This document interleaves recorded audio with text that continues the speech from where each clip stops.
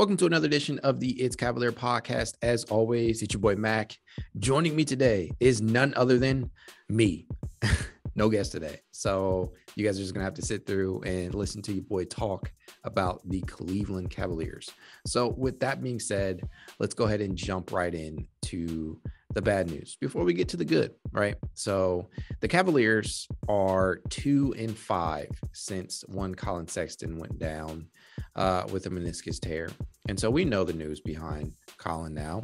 You know, he's going to miss the remainder of the regular season, really probably going to be out for the rest of the year, no matter if the Cavs make the playoffs or not, as he has opted to have season-ending surgery. So that's storyline number one. We know that's a huge deal for the Cavs. That's a huge talent lost. And truth to be told, I don't know if the Cavs are going to be able to replicate or replace his point production. And we know Colin's stats were down across the board. But to me, that's not necessarily an indicator of Colin, experiencing some type of decline or having just a bad season. I think he was in the middle of acclimating to his new role. In the 11 games that he appeared in, yeah, he seemed, out of sorts at points, but it was also quite understandable as he was being asked to play a different role for the team. So, that's a huge loss for the Cavs. So, to coincide with that, you have just this litany of Cavs injuries and guys just missing time here and there. And then, I mean, just listen to this. This is really the best way that I can put it. So far, we're just 18 games into this 2021-22 NBA season. And so far, this is the number of games missed by the Cavs rotation regulars. So I'm not going to count the guys, spots 10 through 5, the RJ Nembhards and, bless his heart, Ed Davises and Kevin Pangoses of the world. I'm not going to count these guys in terms of the missed games, but just listen to this list. So we know Colin Sexton is out for the season. He's already missed 7 games. He's going to continue to miss the rest of the season. So that's number one. Darius Scotland has missed 2 games. Markkanen has missed 9 games. Evan Mobley has missed 3. Jared Allen has missed 3 games with an illness. He returned last night, which is great. We'll get to that in a moment. Kevin Love has missed 8 games due to COVID protocol and injuries. Isaac Okoro has missed 7 games. Jetty Osman has missed 3 games. Dylan Windler has missed 4 games. Lamar Stevens has missed 5 games and has had 4 do not plays. So, I mean, that tells you everything you need to know about how the Cavs year is going. And despite that, the Cavs are still 9-9, which is a pretty big accomplishment, if you ask me, especially considering the schedule that they've had to go up against to begin the season. We had the brutal West Coast road trip really in the early portion of the season. And we're continuously seeing the Cavs having to match up with these big time talented teams. In the last 3 games, the Cavs have played the Brooklyn Nets twice and the Golden State Warriors. So, I mean, in each one of those games, there was not one single point up until maybe the third quarter and the fourth quarter of those games that you didn't feel the Cavs didn't have a chance to pull away with the win. They've played that good. And yes, they are overachieving. That's just my opinion. They're down significant talent, but they're playing hard as hell. That cannot really be said enough. They are playing hard as hell. And I hope that they're able to continue that play up against their next couple of games on the schedule. They have the 14-3 Phoenix Suns. The Orlando Magic really is probably, of the next 5-game slate, is probably the most winnable game out of all these.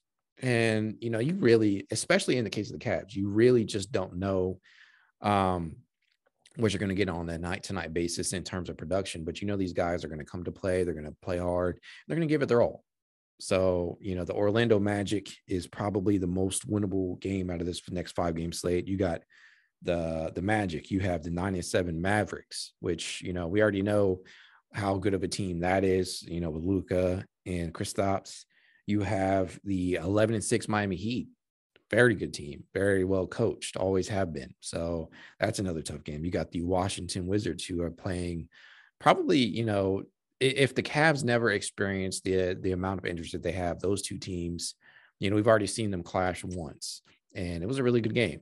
So, those two teams are teams that were not really counted upon as guys or really teams that would be competing within the East. But yet here we are.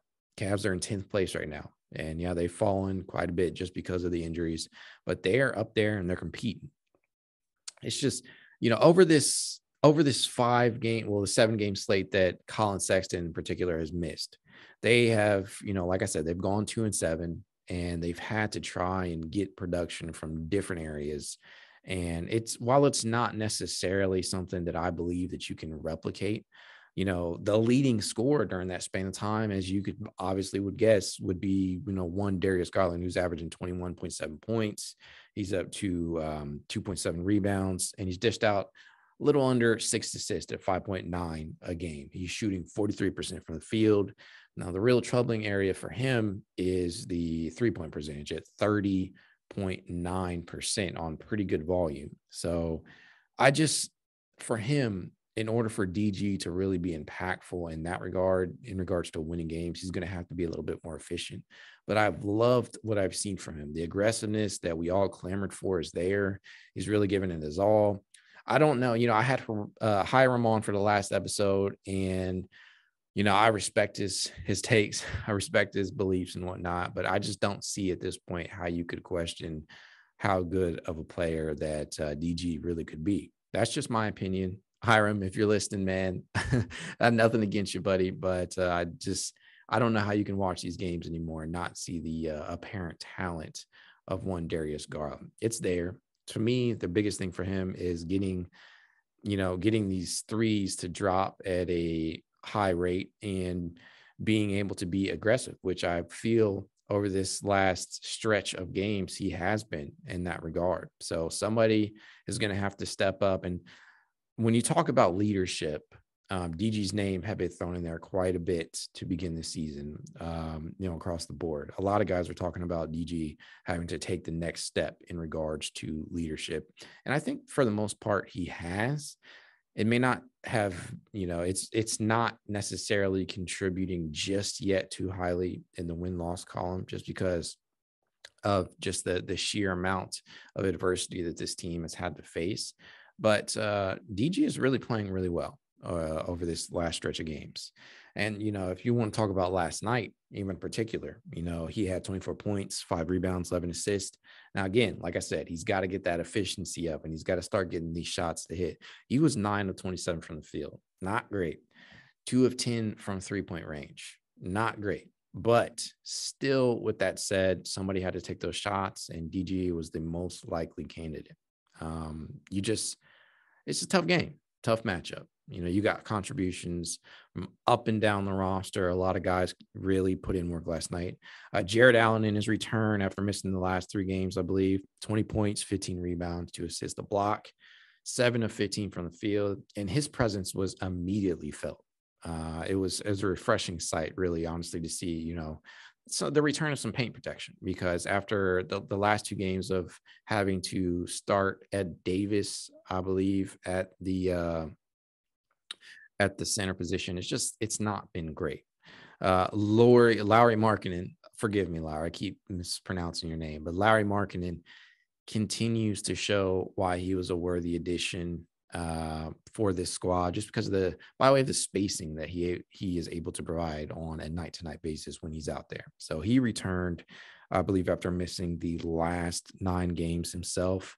22 points, 8 rebounds, a block, 7 of 17 from the field, 3 of 9 from 3. He's another guy who has to get that efficiency up. He's got to be able to be a little bit more productive from 3-point range, but just the threat of the spacing that he provides is really, really, really a good thing for this Cavs team. And really, honestly, the benefit of being able to roll Lowry out there when you have a defender like Isaac Okoro, a guy who's really still trying to grow in his own right, and who a lot of people have been on recently for not being able to provide too much of an offensive spark.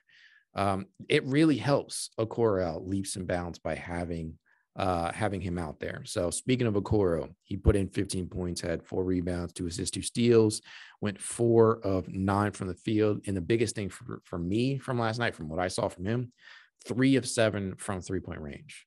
Now, we've all had this discussion before. We know what the kid's upside is. We know what he can provide. We know he's relative, really, really young. Still, he was a 5th overall pick for a reason, not necessarily because he was a finished product, it's because what the Cavs seen, have seen in him and the potential that he has. And so the real big thing for him is to be able to at least drop, have his 3-point ball drop at least on a consistent basis, at least make the defense have to be a little bit honest on you. So you have to have that in your arsenal in today's game to get consistent minutes, especially as a top 5 pick. Now they're going to give him every opportunity in the world to succeed, as they have thus far. But, going back to my point, having Lowry out there really helps take the pressure off of him, because he's not having to play out of position. In my opinion, he is not necessarily a true 2 guard. He's not. In size, and in size he is, but he does not possess the requisite skill just yet to really play that position on a night-to-night basis as a starter. But right now, out of necessity, he is. And it's really, it's honestly going to help him grow. But having Lowry out there, at the 4, and then, you have Dean Wade manning the 3 spot, it's just really good to see. So, and those 2 are interchangeable. You can really, we obviously saw Lowry play primarily the 3 to begin the season, and you can really slot Dean or Lowry out there between 3 and 4. It's really up to what JB's rotation is at the time, but they can both be productive out there. And by virtue of those 2 being out there, you can have Isaac Okoro out there being a little bit more productive in his more natural position, and that is the 2 guard. So he was fairly productive last night. Off the bench, you had Ricky Rubio poured in 16.7 rebounds, 5 assists. He went 4-12 from the field and 3 of 8 from 3-point range. So in regards to Ricky, I really honestly hope that they are able to retain the services of Rubio and don't use him as more of a trade bait. But depending upon how the Cavs season goes, that could be, what ends up happening. Do the Cavs end up flipping Rubio for, some offensive firepower, somebody who can more easily, replicate what Colin Sexton was able to provide to this team? Do they put Rubio in trade talks to acquire a player like that? Somebody like, Sacramento's Buddy Hield?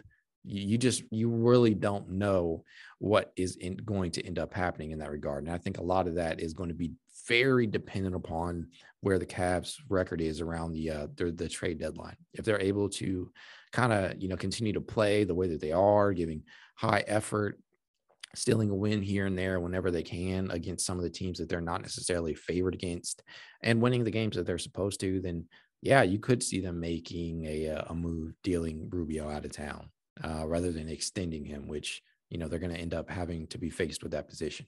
You already are going to have to, make a determination on what Colin Sexton's value is. And it's really just a bad spot for all involved in that regard. Colin was in more of a prove-it year for him, and the Cavs really were wanting to evaluate what he looked like with an improved roster around him. And so nobody really wins.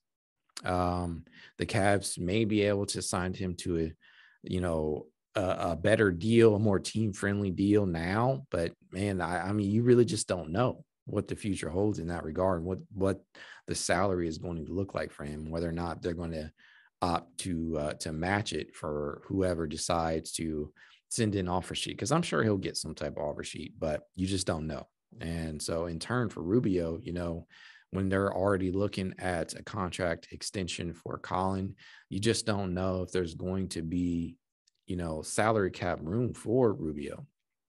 You just don't know. And honestly, you don't know whether or not they're going to want to keep him. He is an aging veteran, but I mean, the way these guys are aging nowadays, you really don't know For Rubio, this might be the best version that we've ever seen of him thus far. And he's playing really inspired ball. And I think his impact as veteran, as a leader in the locker room is honestly, it's apparent. You can see it, especially, in the production that you've seen thus far from DG. I think Rubio has a heavy hand in that. And so who knows what you're going to see, in regards to the future for him. Also off the bench, Kevin Love, 8 points, 12 rebounds, 3 of 8 from the field, 2 of 5 from 3. So at this point, Kevin Love is what he is. He's never going to live up to his monumentous salary, but he doesn't have to anymore. As long, for me, at least in my opinion, as long as Kevin Love is able to stay healthy and on the court and providing anywhere between 15 to 20 minutes a night and being productive, I'm okay with that until you can move off his contract, whether that be by a buyout, which if he continues to play well, you might just see that, or in regards to an unlikely trade, if that were ever to happen at this point. I don't know. But as long as Kevin can stay healthy, I'm completely happy with him being out on that court and whatever he's providing. And so 8 points and 12 rebounds is fine. For me, I don't know. It's just so many Cavaliers have missed time. It's really hard to get a feel for just what this team's capabilities are, because we've yet really to see them play a long stretch of basketball where all of their starters, all of their main rotation pieces are healthy. They just haven't been able to do that for a long stretch of time. And I think coming into the season, expectations were low for the Cavs, especially around the NBA. Even the fan base might tell you, hey, we're not really expecting to be a contender this year. We're not expecting to compete for the playoffs, but we are expecting growth on not only an individual level, but as a whole, as a team. So when the Cavs came out the gate and, they're playing really well and they're winning these games, the expectations started to be like, what, maybe we can see these guys competing for not just a play-in spot, but a playoff, being involved in a playoff series. And while I don't rule that out, I honestly do believe the Cavs have enough to be able to compete for the play-in, playoff, what have you. I do believe that that's still on the horizon, but it's going to have a lot to do with who's healthy and, to be frank, the development of a few of these guys in particular. Isaac Okoro is going to have to really pull his weight in that regard if he's to continue to be the starting shooting guard for the team. We're going to have to see significant growth out of him. And if last night was any indication, he's off to a pretty good start in that regard. He's got to be able to provide, at least double-digit points. And, if he's caning at least 2 to 3 triples a game, I'll be okay with that, along with providing, his usual hounding defense.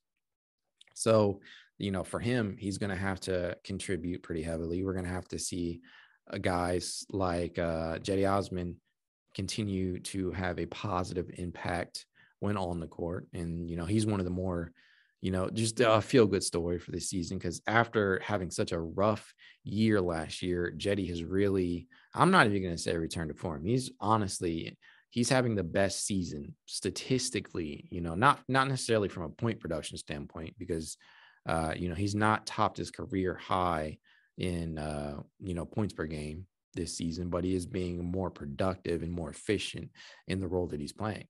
And so when I've always said this, when you don't ask too much out of Cedi Osman, I think he can be productive. He's looking to be aggressive. He's caning his 3 at a respectable rate right now. And as long as he can stay healthy, I feel, he's got to be another one of those guys to help pick up the slack that Sexton has left the Cavs with. So I'm feeling good about the direction of this team. The injuries don't change that, but at the end of the day, we have to be grounded in reality too. The Cavs have been able to overachieve, and they've been playing very, very good basketball against some really, really good opponents.